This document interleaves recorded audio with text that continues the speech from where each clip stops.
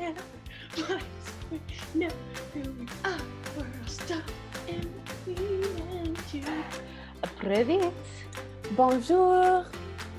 Hey everyone, welcome to the Morning Brew, Season 1, Episode 16 with Vienna, Whyte, a Yeg Music production. We're your hosts. I am Marissa Kay. I'm Millie Rouge.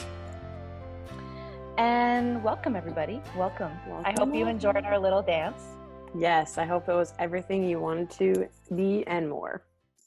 So if you recognize that dance, or I guess you just read the title of this video, you know exactly what we're going to be talking about today. I don't even have any preamble. I'm just going to say that I had so much fun rewatching this movie. We were given an assignment to rewatch High School Musical. But, like, I don't mind. It was actually so much fun. I was watching while I was doing my makeup this morning. That's why my makeup looks so, like, on point today, because I was like, watching High School Musical. Yes, I kind of forgot how cringy some of it was. Yeah, very cringy. But that being said, I still think it's one of the best things Disney has ever come out with. Mm-hmm. Because they did not have to go that hard. They did not have to go that hard with this movie, and they did. They did it for us. How old were you when this came out? Oh my God. I think you were in grade 7. I think I was in grade 7. Okay, because I think I was in grade 6. I'm pretty sure. Sorry. Stop sneezing during these things. I got spring allergies, man. They're the worst. But yeah, I think grade 6 for sure. So I was definitely in that range of, like, you know, I wasn't really cool. I guess I never really was cool, to be honest, but kind of that point where it was like still cool to talk about High School Musical and it wasn't like cringy or whatnot. Because I remember when it first came out, it was like a big deal. Like it was, because I don't even remember how I heard about it. I think it was just like on the Disney Channel. Like me and my best friend at the time, we both watched the Disney Channel and stuff. Mm-hmm. And I remember like watching the whole thing through and thinking it was amazing. I will say Disney gave me a lot of unrealistic expectations in my childhood, and they just added another one on top of it, showing me an unrealistic expectation for what my karaoke going experience would be. And it made me very upset because I was like, what do you mean I'm not going to meet a cute boy on New Year's by singing karaoke? I just, you know, that was grade 7 Marissa's brain. For the longest time, I had my karaoke virginity still intact. Okay. And then about like, I don't know, a couple months ago, I lost my karaoke virginity, if you will. So for the longest time, I had never sung karaoke. But I think I did. Actually, you will love this. The song I chose was "What Dreams Are Made Of." Yes. It was a movie because I had to. But I think because I went to B Street, like if I had done it with someone else who was comfortable, like I had a friend there, but she didn't want to sing. So I think definitely if I can come back again or go to a different place, I will choose High School Musical this time and duet that with somebody and be like, this is the ultimate karaoke song. Like, okay, funny story. So when I think it was for my 25th birthday. It was my, I don't remember whose birthday it was. But anyway, so we went to B Street and we decided that we really, really wanted to go to karaoke. We ended up going to this other place and it was like totally full. So we were like, okay, well, let's drive around. And we found B Street and it was like this amazing little place that we just like discovered. Gem. And I remember that me and Tat, we decided that we wanted to sing Start of Something New. And so she's like, okay, but I can't sing it up that high. So like, let's change the key. And I was like, hey, that's fine because you could do that at B Street. Yeah. So we changed the key, but I totally messed up the harmonies because I was like, I'm not used to singing it in this key. And then we just butchered it and it was hilarious. It was amazing. Like I said, unrealistic expectations that just totally.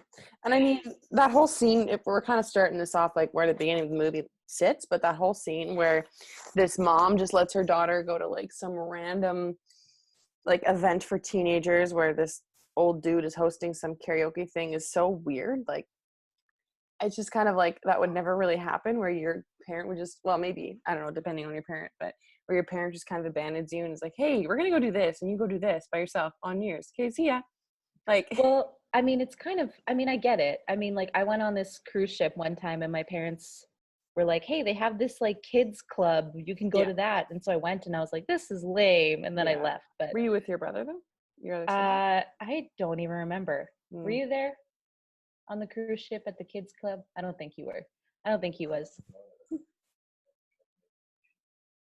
Oh, apparently I brought a camera and tried to make a the ship brought a camera and tried to make a really crappy musical, which is perfect because maybe that was the crew from the Disney right trying to make High School Musical on the cruise ship. Wouldn't making a musical be right up your alley though? Yeah. Yeah, and it was it's interesting though. I like watching it back, I was like, it doesn't seem that unrealistic, like just like picking two random people from the crowd. I think it was like kind of cool the way that they did it. Like because oftentimes you'll find that in certain movies it feels very like contrived, and it's like, okay, well that happens because movie, but this one it happened because like they've just picked two random people and that's just how the karaoke goes that evening, and I just think that's really cool. And I don't know, just like a lot of the things in the movie are obviously like blown out of proportion and exaggerated, but when I watched it back I was like, this actually like isn't half bad. When I watch it back, it's still cheesy as hell, but some of the acting is okay, I guess. Yeah, and oh my god, Miss Darvis. Can we please talk about Miss Darvis? She's incredible. She is a wonderful, wonderful woman. And I feel her in my soul. Where she's like, the winter musicale brings, or what did she say? It was like, proximity to the arts is good for the soul. And I'm like, yes. You're like, yes, girl, you are right. Yes. She's absolutely right. I feel so bad for her because she's like, obviously the arts are underfunded, even though they have that giant theater, but she's like, this isn't just about basketball. This school is not just about sports. And I was like, yes, Miss Darvis, yes. Yes, why wasn't my high school like that? Yeah, and it's really funny because when I was thinking back to my high school experience, I was like, yeah, the drama and music department could have totally had more funding. Would have been great. Totally. But yes, so Miss Darvis is a treasure.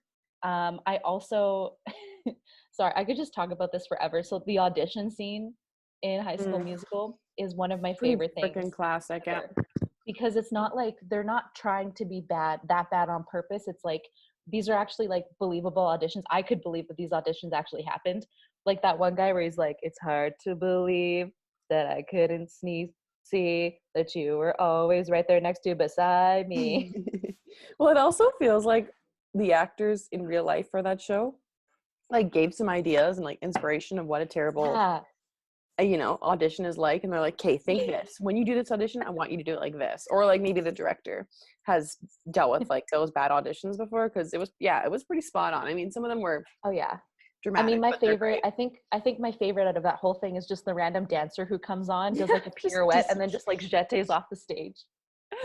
And I'm like, you so could have been in this musical though. Like, you don't sing, but you could have had a great part.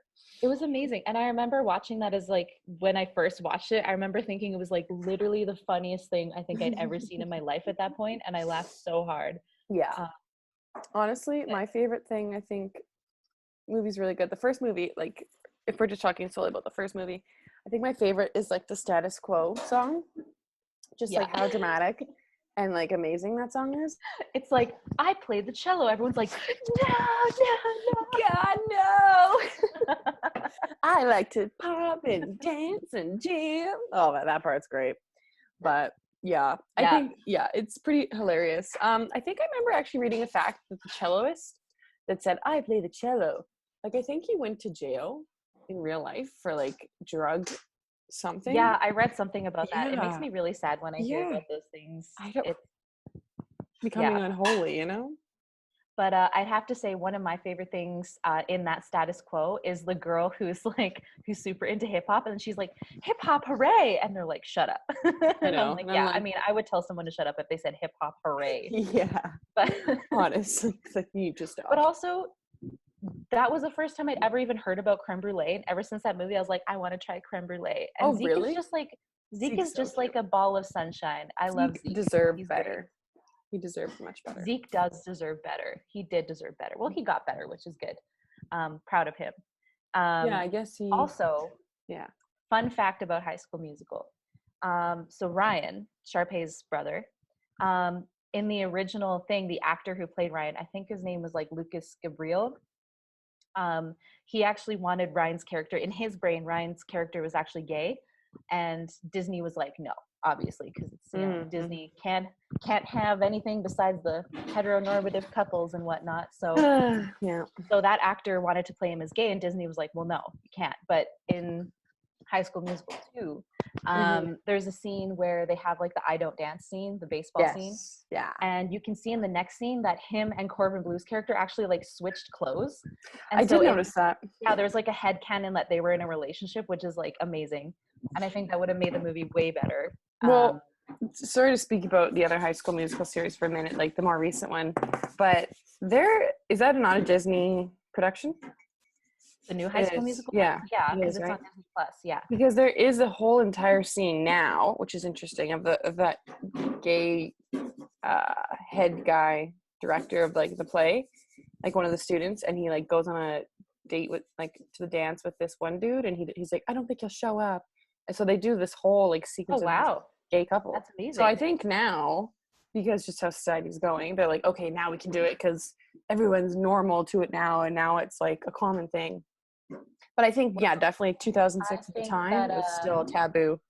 Yeah, I think that Disney could have been way ahead of its time if they tried to do that back in the day. I think that would have been amazing. It would have been perfect. Yeah, right? But yeah, I could, like, that movie, the movie is surprisingly still holds up very, very well, I think, in my opinion. Yeah, I'd have to say also, I mean, we're not getting into the second. That'll be another video. We'll talk about the other in like a whole other video. But yeah, I remember Gabriella's solo was incredible, and it was one of the solos that I've always wanted to learn. With her on dramatically on the lockers. Yo, love me. I want to like recreate the entirety of High School Musical, but just like on a Zoom call. Right? Oh, that would be amazing. Oh, can you imagine? Also, I didn't realize how hard Get Your Head in the Game slapped. Like, I listened back to that song and I was like, damn. So okay. And the dance routine in it that they do, like choreography. Well, and they actually did the whole thing where they taught you the choreography too, which was really cool. Like they used to have that, like the sing along. The DVDs or whatever. Yeah, and they would say like, okay, here's your pretend basketball. And I remember I stood in front of the TV and I was like, yes, I'm gonna learn it. And I was killing it, man. I killed it at that. At least I think I did. I mean, if I tried it now, I'd be like, basketball, what is happening? Yeah. Your microphone is tagging a little bit on your shirt, I think. Just so sorry. That's okay. You're just I need a lapel mic. That's what I need. I know. I did a bunch of roundtable talks with some artists, and they had these like nice mics, and I'm like, damn, I need that. And this one guy was like, yeah, it's like we're on Joe Rogan. I'm like, exactly. This is the Joe Rogan show. Anyhow, we get there. We just need a little more money. Donate to help us get microphones. Better microphones. Who would you say is your favorite character from that whole series? Ooh, I'm curious to know. That is a very good question. I don't think I ever liked Gabriella. I have different favorites for different reasons. I mean, Gabriella is just kind of like, she's all right. She's okay. She's just very conventional. Yeah. But if I had to pick like a favorite, I mean, Ryan, obviously. I love Ryan. He goes so underappreciated, and he's so amazing. Yeah. Everyone loves a good jazz square. So nice. Ryan and his jazz squares. Yeah. Also, Kelsey, I feel like, is a really underappreciated character. Mm-hmm. Yeah. Because I think most of the people watching High School Musical are like Kelsey. They're all Kelsey, you know? Yeah. Totally. Yeah. I just think she's really great. Yeah, those would be my favorites. Also, I would have to say, I think the other person I had in my head, what the heck is his name? I just know him as Corbin Blue. What the heck is his name in Chad? Chad, thank you. Chad. Yeah. Yeah. I think it's Chad. Yeah. I just think that it's really funny how like passionate he is about basketball, where he's like, what do you mean you missed practice? And it's like, yo, dude, calm down. And he's like, no, basketball. And it's like, basketball is life. Like a one-track mind. Yeah. He really carries a basketball with him everywhere. I was just like, I definitely knew people like that in high school. Well, that's what I was gonna say. He's the most accurate to like what high school boys are kind of like. to be Yeah. honest, because he's just so like overly dramatic, and you're like, just stop, okay? Just Just stop. relax, You're okay? too dramatic. Okay. Yeah, no, I remember, like, this is a total side story, but in gym class once, there was this guy, I'm not gonna say his name, but he was like so passionate about sports to like a crazy extent. And I just remember one time we were playing like dodgeball of some sort, and it was that kind where you could like throw a ball to get back in if you hit somebody.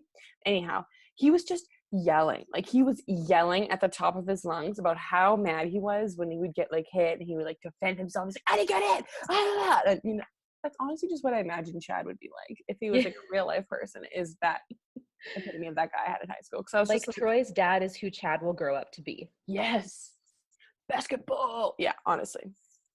My favorite trope in these movies though, it's like, you're throwing away your dream. No, Dad, I'm throwing away yours. Oh my God. So classic. Amazing. Yeah. Fantastic. So And good. because I also think the reason why I think a lot of people remember High School Musical very fondly is, one, because, childhood nostalgia, all that jazz. But Yeah. two, I think it's because like Disney had never done anything like that before, and it was relatively a brand new thing. So because it was like, to see that happen on like network TV, it was like, what is happening? And it ended up being way better than I think it had any right to be. Yeah.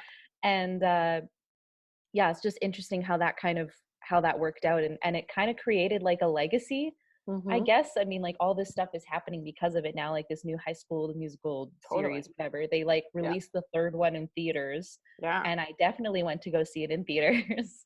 I think I did too. I can't remember. Well, and there was like conspiracies for the longest time that they would make like an after college or like during college movie, sorry, and everyone thought that was going to happen, but I I don't don't think think that it would ever did. work. I honestly don't. And I was actually thinking about this while I was watching it. I think it's because the reason why it worked out so well was because most of the songs in the movie Mm-hmm. were diegetic. So like basically that means they happen in the universe of the movie, like in real time. Mm-hmm. Um, Instead of like, them just like breaking out into song. Obviously there's a couple times where that does happen, but for the Right. most part, most of the songs happen at the audition scene, on the stage in karaoke, like on the, so I think that's why a lot of people were really drawn to it, because it was kind Mm-hmm. of a little bit more grounded in reality, or at least it had Wasn't a more so of a like, yeah, it wasn't so like Disney musical where they're like, I'm going to sing about a tree, and you're like, what? yeah, Like, it was just like, the reason why they started singing was because the person was playing, she's like, do you want to hear how the song goes? Here, right. read music. That's a good point. Yeah, and I think that's why it was better than I think it ought to have been, Yeah. was if they hadn't had that in it, because the whole premise of it just being a High School Musical, it's so simple, and I think Mm-hmm. the more simpler your premise, the better it can be, because you have more to Relatable. work off of. Yeah. Actually, I never thought about this. There was a movie that was released a few years after called Sharpay's Fabulous Adventure. Yes. And it is actually kind of like her afterlife of what it's like after high school. So I guess I forgot about that there is actually kind of a film dedicated to like one of their careers being like what happened to them. And I think Yes. Sharpay's is kind of the most interesting because she was the one who was most destined for like success, or so it be, like with her musical experience. So I think that was kind of Mhm. cool to see that, and how she like had struggles and stuff. So I think like honestly, I think Sharpay was one of my favorite characters, just because she was so extra and just, oh, she was great. She was mean. She's so She extra. was mean, but every movie I thought, this is what I actually thought was hilarious about the movie series, is that every movie at the end she would become nice, and then the very next movie sassy and snazzy, and then the end of the movie, great, she's nice, she's everyone's friend. Then you Well, know what I mean, like it was a repetitive thing. it's really funny that you bring that up, because I watched this thing called on YouTube. It's called Film Theory, Yeah. and he theorized that Sharpay was actually the protagonist, but you were just being told the story from Troy and Gabriella's perspective. He's like, first of all, let's take a look at this. She's starred in 17 of the school musicals. You don't get that if you're not good. So Right. obviously she's good. Second of all, she took the time to practice to make the song better, to make it snappier with her brother. She's clearly dedicated to her art. Third, why would anyone else want to sign up? Because she's the one who supports the theater, and he goes off on all these reasons. And he's like, and of course she's crushing on Troy. She's known him for years, and of course she's upset that this other girl comes in and Yeah. whatever. And he's like, and of course she's upset that these two people are now only into the musical and they didn't even audition technically. So it's obvious to see Yeah. why she's upset about it. And obviously she thinks that this is a trick because these people aren't supposed to be, and so he goes off on this whole thing. And she's like, and even at the end, she wishes Gabriella good luck. Mm-hmm. And it was like, yeah, Sharpay's actually a pretty good person. And like, she just like had to go through all this stuff. And then when you go into Sharpay's Fabulous Adventure, it's her kind of going through the trials and tribulations of becoming an adult in the entertainment industry, and just like, having to get people their coffee, and like, you're not going to make it right away. Mm-hmm. No, So that that's makes a a really lot of good sense. point. Yeah, that is a really good point. I never thought I'll about it. send you the link to that video. You should watch Yeah, it. yeah, that's interesting for sure. Yeah. I love that.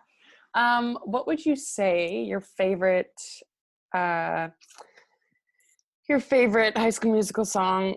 I guess we could do it out of all of the movies in the series. Let's stick with the first one, because that's a way easier question to answer with the first one. Mm-hmm. Ooh, Yeah, it's tough. that is a really tough question, because I mean, I love Status Quo because it's just so cheesy and I love it. Right. But I mean, Breaking Free is okay. It's not amazing. It's all right. Yeah. I'm trying to I think of mean, all of the song titles. well, so let's go from the beginning to the end. So we got something, start of Start something of new, something new. and then we got Get Your Head in the Game. Yeah. We got the audition song. What Hard I've to been believe looking that I for. can see. Yeah, what I've been looking for. We got When There Was Me and You. Yeah. Did I say Get Your Head in the Game? I think I did. Yeah. Bop to the Top. Oh, Bop to the Yeah, Top. I forgot about Bop to the Top. Bop to the top. Kiddos, Ride that yeah. rhythm. That song was Good stuff. we don't talk about that song. Ay, qué fabulosa. Oh my gosh. It's interesting for sure. Yeah. We're All in This Together is kind of like the classic. Yeah, that is the classic. I Can't Take My Eyes Off You. Was that in the movie or is that in No, the I don't end think credits? I think that's in the end credit, because I don't remember I that think being in that's the the movie. end credits, yeah. Yeah, that's it. Yeah, I don't know. Breaking Free is also there, but I mean, I'm gonna have to go with We're All in This Together. That's like the classic. But a close second has got to be Get Your Head in the Game. Yeah. I think one of my favorites. That's so hard. I think I would say I really like the song What I've Been Looking For, just because I love how they did the like super cheesy poppy version of it during the like auditions, and then they had like the reprise that was all like beautifully done and sung. And I remember just like loving that. And First time you understood what arrangements are. yeah, and like duetting and stuff. So, and then I think I would pick Stick to the Status Quo because I just listened to that song like so much. That's a good But one. I actually remember I had a CD that was like a duet version. So it would literally, it was so great. Like it was for Breaking Free, I think for sure. And it would sing Troy's part, and then it would leave the space open for you to sing. So it wasn't even like you were singing along with Gabriella. It was like you are Gabriella. And I just, it was too good. It was See, iconic. a lot of people do that on YouTube. I've definitely done it where I've like looked it up and just like sang along, because I was like, you know what? No one else can sing this part as well as this person can. Yeah. So if I have to sing with the track, I'm going to sing it. Totally. I've yet to find a decent karaoke partner who like knows all those parts really, really well. So until you can be better than a YouTube video, I'm sorry. I'm going to do it on my own. You got to find someone that can be like, I've never opened my heart. And then they know to go, oh, like they know. Yeah, that part. I was literally going to talk about that. That's how you know that they're a true High School Musical fan. They know all the oohs and ahs of every part of the song. Speaking of true High School Musical fan, did you know that Zac Efron actually didn't sing in the first movie? Yes, I was actually going to bring that up. That's so funny that you mentioned that. Yeah, it was. I don't actually think it was his voice. When I listened back to it, I was, because the first time around, I assumed that it was him singing, and then I listened back to it. I was like, it sounds like Jesse McCartney or somebody. Like his name was I don't remember his name, but he sang in like a Selena Gomez movie. He was like one of the lead characters with her. I think he was a Broadway, also did a lot of Broadway, but I can't remember his name. But that guy could riff. Like I like on the, what was that one part? Let me hit the right note. Yes. Like that wasn't very good, but like whatever he does. Yeah, he does. I think that's in Get Your Head in the Game. Yeah, and then yeah, so he finishes that and he's like, hold up, wait a minute. And it's like, I love it. I love it so much. So good. So good. I love it. Pro tip, don't try to riff while you're drinking coffee with dairy in it. It's not going to work. It's not going to sound pretty. No, not at all.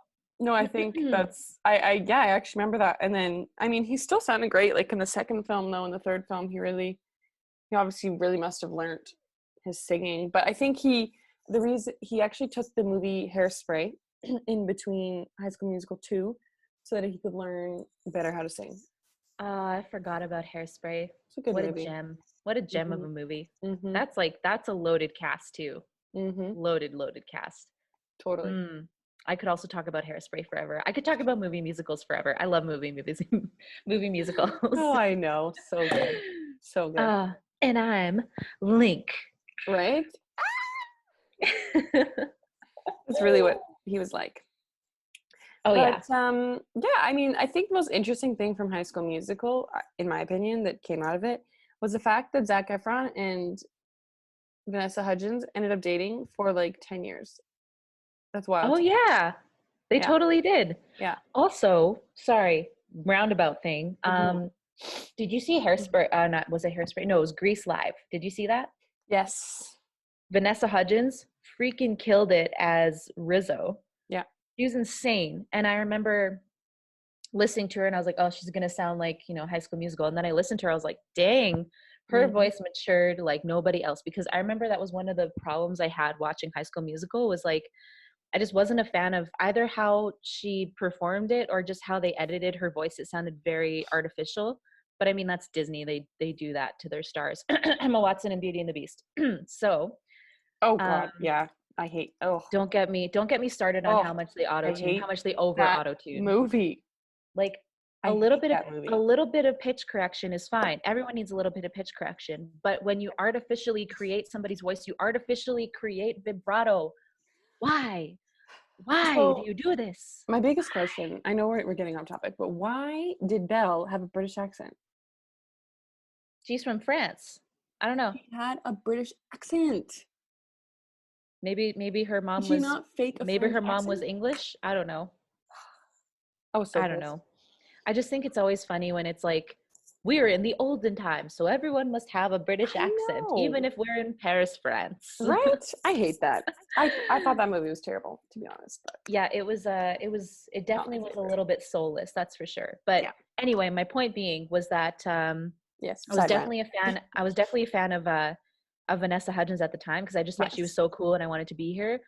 Looking back on it, I was like, man, they could have just not edited her voice so much because she sounds so great without it. Yeah. And listening to her voice, like 10, 12 years later, I was like, dang, she's insane. She's so good. Yeah, well, and even Zac Efron too, in that one movie that he was just in, that you always talk about. Greatest Showman. Yeah, his voice has improved quite a bit too. I loved that movie so much with him in it. Like the second I knew his scene was coming up and the music started and he was singing with Hugh Jackman, I was like, we're in for a treat, my friends. We're in for a treat. Also, that song is just so great. Yeah. I remember thinking back when I was in the theater, I turned to Kate because we both watched The Greatest Showman together. And I turned to her, I was like, here comes Troy. And I think he was trying so hard not to be Troy. That was like, I think I could tell, but I mean, obviously you could tell he had fun with that movie. And like, I mean, I would too if I was singing with Hugh Jackman in a top hat. So and Zendaya just spinning around. Yeah, great. I'm going to go watch that movie again. I love that movie so much. It's good stuff. And I'm going to go watch High School Musical 2 and High School Musical 3 instead of doing work. All right, everyone. That is actually all the time that we have for today. Thank you for tuning in. And sorry, dairy. Sorry, guys. Everybody. I'm Marissa Kay. I'm Millie Rouge. I don't know why I had to. I'm Millie Rouge. Sorry. Stop talking over me. I'm Millie Rouge. Make sure you like, subscribe, hit the bell button to get notified when our shows come out. We release one daily, Monday to Friday. I hope you have a wonderful day, everybody. Bye. Bye.